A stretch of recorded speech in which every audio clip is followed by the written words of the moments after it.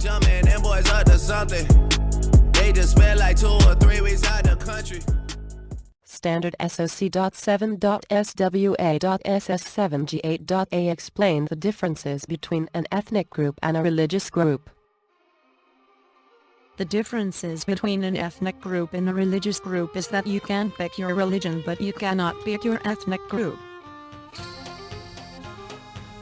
An example is this group of Kurdish women. If they wanted to, they could convert to a different religion, rather it be Judaism or Christianity. But once they convert, they will always be a Kurdish woman. SOC7 SWASS7G8C compare and contrast the prominent religions in Southwest Asia, Middle East, Judaism, Islam, and Christianity. The differences between the religion of Islam, Judaism, and Christianity is Islam's founder is Abraham, Judaism's founder is Prophet Muhammad, and Christianity's founder is Jesus' disciples. Judaism is the oldest monotheistic religion, then Christianity, and lastly is Islam. The sacred text of Judaism is the Torah, which is the first half of the Bible. The sacred text of Islam is the Quran, and the sacred text of Christianity. The followers of Islam are called Muslims. The followers of Judaism are called Jews, and the followers of Christianity are called Christians. The place of worship for Muslims is a mosque. The place of worship for a Jew is a temple/synagogue, and the place of worship for a Christian is a church. All of the religions are monotheistic and all have originated in SW Asia. They all also have holy sites in Jerusalem. The holy site for the religion of Islam is the Dome of the Rock. The holy site for the religion of Judaism is the Western Wall. The holy site for the religion of Christianity is the Church of the Holy Sepulchre. SOC.7.SWA.SS7G7.A. Explain how the distribution of oil has affected the development of Southwest Asia. The distribution of oil has affected the development of Southwest Asia because most of the oil in the world comes from the Middle East. So the economy of the Middle Eastern countries relies on oil exports to bring in income. Once the oil runs out, the Middle East will have to find another thing to produce. Compare and contrast the economic systems of Israel, Saudi Arabia, Iran, and Turkey. Be sure to identify the type of economy they have: market, command, or mixed.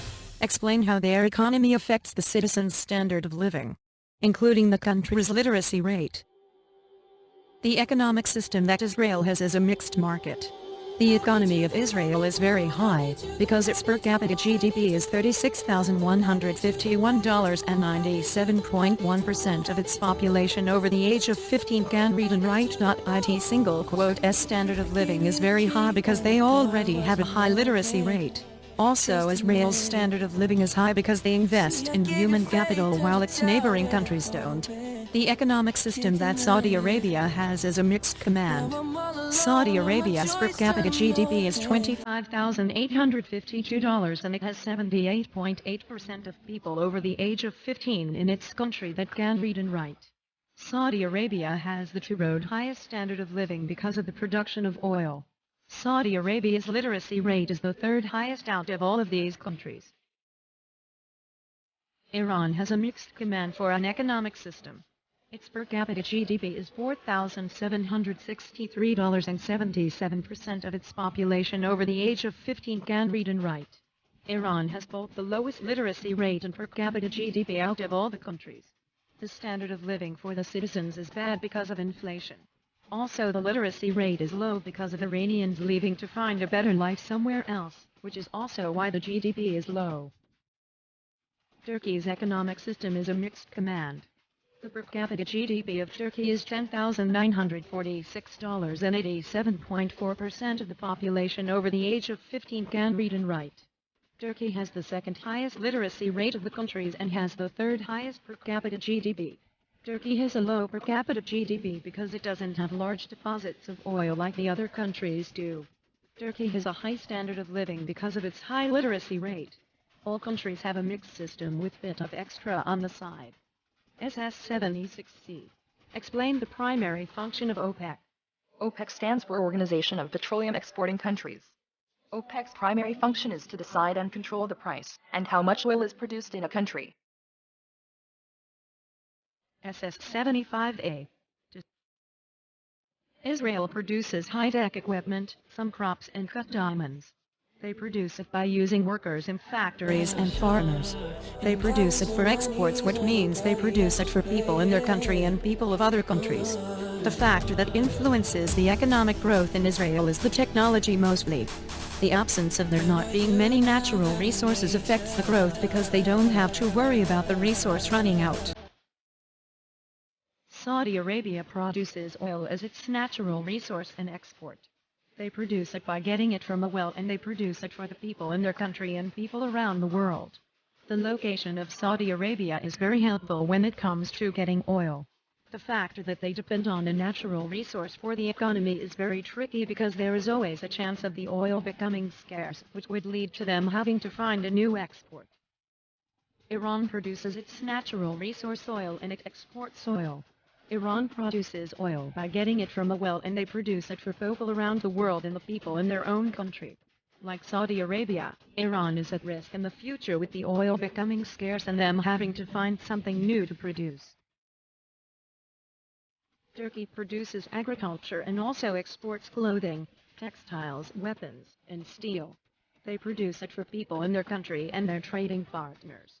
They produce it by using farmers, welling, and factories/workers.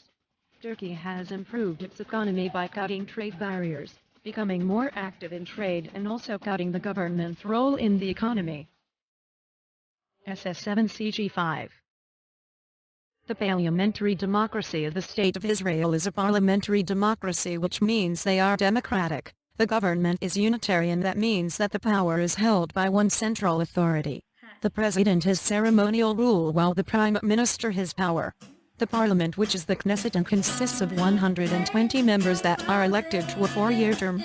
The role of the citizens is that they participate in free and fair elections and also vote for the Knesset. The Knesset then elect the president. The citizens have freedom of speech. The media and citizens are allowed to criticize government, and lastly the men and women have equal rights. Israel is a true republic.